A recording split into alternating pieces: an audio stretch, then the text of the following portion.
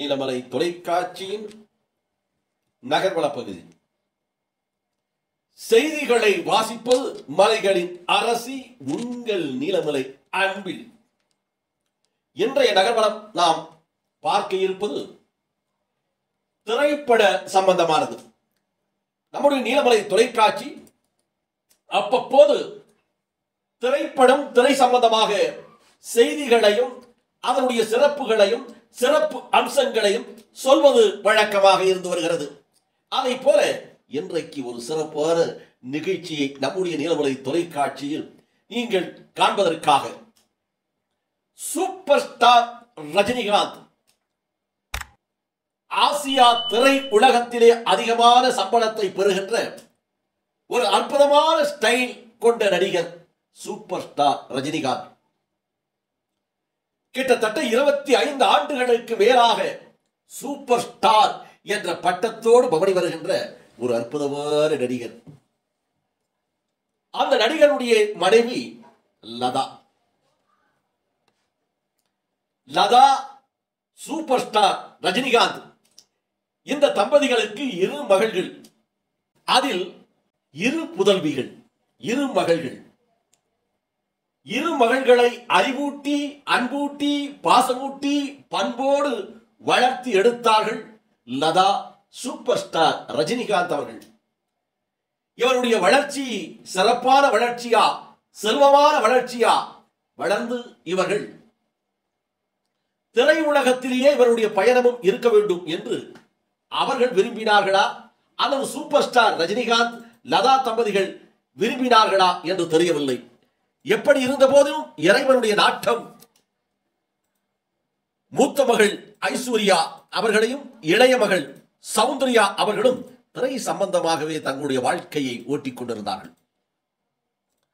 இதில் ஐஸ்வர்யா தனுஷ் என்ற ஒரு சிறப்பான இளைஞர் நடிகர், சிறப்பான நடிகர், அவரை திருமணம் செய்து இல்லற வாழ்க்கையை இனிதாக நடத்தினார். அதை போல இளைய மகள் Soundarya,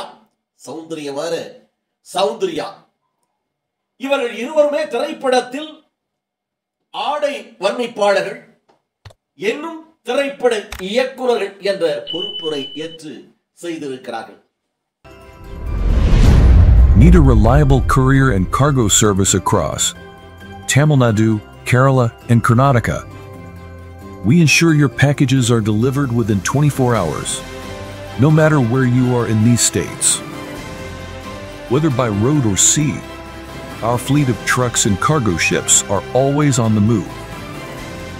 We also offer a wide range of automobile spare parts and delivered all types of goods and automobile spare across Tamil Nadu, Kerala, and Karnataka.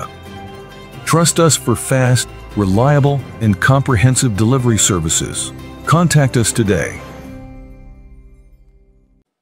Soundarya, super star Rajinikanth தன்னுடைய தந்தை, தன்னுடைய அப்பாவை வைத்து கோச்சடையன் என்ற ஒரு அனிமுன் திரைப்படத்தை சிறப்பாக பிரம்மாண்டமாக இயக்கினார். அந்த காலகட்டத்தில் அந்த அனிமுன் திரைப்படம் மக்கள் மத்தியில் சரியான முறையில் சென்றடையாத காரணத்தால் வெற்றி படமாக இருந்தாலும் மாபெரும் வெற்றி படமாக அமையவில்லை என்பது ஒரு சாராருடைய எண்ணமாக இருக்கிறது. அதுவும் உண்மையாகவும் இருக்கிறது. அதே வேளையில் மூத்த மகள் ஐஸ்வர்யா தனுஷ் அவர்களை வைத்து 3 என்ற படத்தை இயக்கினார். தன்னுடைய கணவர் தனுஷ் அவர்களை வைத்து ஒரு திரைப்படத்தை இயக்குகிறார், டைரக்ஷன் செய்கிறார். அதில் ஒரு பாட்டு, அருமையான பாட்டாக தனுஷ் அவர்களே பாடியிருப்பார். மக்கள் மத்தியில் அந்த பாடல் பேசப்பட்டது. பட்டி தொட்டி எங்கும் அந்த பாடல் ஒலித்தது. கொலவெறி கொலவெறி கொலவெறி என்று ஆங்கில வார்த்தைகளை உள்ளே நுழைத்து அந்த பாடலை போட்டிருப்பார்கள் இந்த மூ என்ற திரைப்படத்தில். அதனை அடுத்து வை ராஜா வை என்ற ஒரு திரைப்படத்தை ஐஸ்வர்யா, ரஜினிகாந்த் அவர்கள் இயக்கியிருப்பார்கள். அதை போல அவருடைய தந்தை சூப்பர் ஸ்டார் ரஜினிகாந்த் அவர்களையே வைத்து சிறப்பான ஒரு படம், நல்லதொரு படம் என்று சொல்லவில்லை என்றாலும் படத்தை பார்த்தவர்கள் பரவாயில்லை என்று சொல்லுகின்ற அளவிற்கு அமைந்த ஒரு படம் லால் சலாம். லால் சலாம் என்ற ஒரு திரைப்படத்திலே சூப்பர் ஸ்டார் ரஜினிகாந்த் அவர்களை நடிக்க வைத்து எடுத்திருப்பார். இப்படி அவர் திரை உலகத்திலே நுழைந்து திரைப்படங்களை இயக்கியதன் காரணமாக அந்த திரை உலகத்தை சேர்ந்தவர்கள் இயக்குனர்கள் முதலிலே பலரிடம் அவர் உதவி இயக்குனராக பணியாற்றி இருக்கிறார். Friends furniture. உங்கள் ஃப்ரெண்ட்ஸ் ஃபர்னிச்சரில் உடன் sofa, teapoy, full corner sofa, dining table. அதனால் உதவி இயக்குனருடைய கஷ்டங்கள், துன்பங்கள், துயரங்கள், வேதனைகள், குடும்ப சூழல்களை நன்கு அறிந்து தெரிந்து வைத்திருந்தார். அப்பொழுதே அவர் அந்த உதவி இயக்குனராக பணியாற்றி கொண்டிருக்கிற போது தன்னுடன் பணியாற்றுகின்ற உதவி இயக்குனர்களுக்கு பல்வேறு வகையிலே உதவிக்கரங்களை நீட்டியிருக்கிறார், உதவிகளை செய்திருக்கிறார். அந்த தாராள குணம் சூப்பர் ஸ்டார் ரஜினிகாந்த் அவர்களுக்கு ஒரு கையில் கொடுத்தால் மறு கைக்கு தெரியாமல் தர்மங்களை, தானங்களை, நன்மைகளை செய்து வருகின்ற சூப்பர் ஸ்டார் ரஜினிகாந்தினுடைய மகள் அல்லவா ஐஸ்வர்யா அவர்கள் சில தினங்களுக்கு முன்பாக அருமையான ஒரு காரியத்தை செய்திருக்கிறார். திரை உலகத்தை சேர்ந்த இயக்குநர்கள் எல்லாம் பாராட்டுகின்ற, போற்றுகின்ற, புகழுகின்ற, வாழ்த்துகின்ற ஒரு காரியத்தை செய்திருக்கிறார். இயக்குனர் சங்கத்திற்கு ஐஸ்வர்யா ரஜினிகாந்த் அவர்கள் வருடம் 10 லட்சம் ரூபாய் நிதி உதவியை வழங்கும் ஒரு நிகழ்ச்சியை நடத்தியிருக்கிறார். இயக்குநர்கள், உதவி இயக்குநர்கள் வாரிசுகளுக்கு இயக்குனர் திருமதி ஐஸ்வர்யா ரஜினிகாந்த் அவர்கள் வருடம் ரூபாய் 10 லட்சம் கல்வி உதவித்தொகை வழங்குவதாக உறுதியளித்து முதல் கட்டமாக 2024 ஆண்டு 13/9/2004 அன்று ரூபாய் 5 லட்சத்திற்கான சங்க தலைவர் ஆர்.வி. உதயகுமாரிடம் வழங்கி தன்னுடைய மகிழ்ச்சியை பகிர்ந்து கொண்டார்.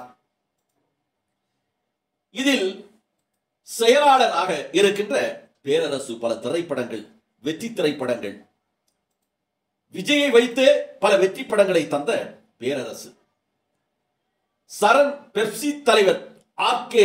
செல்வமணி ஆகியோர் இணைந்து பெற்றுக் கொண்டார்கள் என்றும் நிர்வாக இயக்குனர் எழில் சி. ரங்கநாதன், மித்ரன், ஜவஹர், எஸ்.ஆர். பிரபாகர் மற்றும் செயற்குழு உறுப்பினர்கள் அனைவரும் பெரும் திரளாக கலந்து கொண்டார்கள். இதில் ஐஸ்வர்யா ரஜினிகாந்த் அவர்கள் செய்தியாளர்களிடம் தெரிவித்த போது, why this whole thing happened was uncle சொன்ன மாதிரி அந்த ஒரு நியூஸ்ல ரீசெண்டா ஒரு விஷயம் கேள்விப்பட்டேன். அதுக்கும் முன்னாடி வந்து படம் முடிஞ்சதுக்கு அப்புறம் அசிஸ்டன்ட் டைரக்டர்ஸ்ல என்னோட டீம்ல இருந்தவங்களுக்கு நான் கொஞ்சம் என்னால் முடிஞ்ச ஹெல்ப் பண்ணேன். அது எங்கே வெளியே தெரிஞ்சுதா என்னன்றது எனக்கு தெரியல. பட் டைரெக்டாக கால்ஸ் வர ஆரம்பிச்சது from assistant director families saying that இந்த மாதிரி ஃபண்ட் எங்களுக்கு படிக்க வைக்க முடியல, எங்களுக்கு வந்து வேலை இல்லாமல் இருக்காங்க, ஏதாவது ஹெல்ப் பண்ண முடியுமா, இல்லை டிஃப்ரெண்ட் ரீசன்ஸ். இந்த மாதிரி எது கரெக்டாக இருக்குது, எது தப்பாக இருக்குது, எது வந்து கரெக்டாக போய் சேரும் அப்படின்றது வந்து எனக்கு தெரியல. பட் கால்ஸ் நிறைய வர ஆரம்பிச்சது, இந்த மாதிரி ஹெல்ப் வேணும் அப்படின்னு. ஸோ ஐ தாட் இந்த மாதிரி ஒரு யூனியன் இருக்குது, இதுக்குன்னு வேலை செய்கிறவங்க இவ்வளோ பேர் இருக்கீங்க, இங்கே வந்து டைம் ஸ்பெண்ட் பண்ணி இதுக்குன்னே யூ புட்டிங் எஃபர்ட். ஸோ கரெக்டாக அந்த நம்ம என்ன whatever small that whatever contribution that we give அது கரெக்டாக போய் சேரணும் அப்படின்ற ஒரு தாட் வந்து ரொம்ப இருந்தது. அண்ட் கண்டினியூஸாக நம்மளால் முடிஞ்ச ஒரு சின்ன ஹெல்ப் வந்து பண்ணணும் அப்படின்றதுனால I reached out to uncle and asked him இதை எப்படி பண்ணணும் அப்படின்னு. And he guided me, so that is why I am here today. I just felt that being a part of the Directors Union and being a very, very proud member, I would like to contribute to the smallest way possible to assistant directors and their families. ஏதாவது ஒரு குழந்தைக்கோ இல்லை ஏதாவது ஒரு அம்மாவையோ நான் சந்தோஷப்படுத்தினேன்னா I will feel very, very happy at the end of the day. So this is a small contribution, and I would like to do this every year, whatever I am doing, how much ever I can, by God's grace நான் பண்ணுற சொந்த காசில் பண்ணணும்னு நினைக்கிறேன். அது வந்து ஒரு பெரிய ஒரு இண்டிவிஜுவல் ப்ரைடாக நான் அதை ஃபீல் பண்ணுறேன். அது நம்மளால் நம்ம எங்கேருந்து வரோம் அதில் கொடுக்கறத விட நம்ம கஷ்டப்பட்டு போய் ஒரு செட்டில் நின்று சம்பாதிச்சு அதுலேருந்து கொடுக்கறது வந்து ஒரு ரொம்ப ஒரு சாட்டிஸ்ஃபையிங்காக இருக்குது அந்த விஷயம்.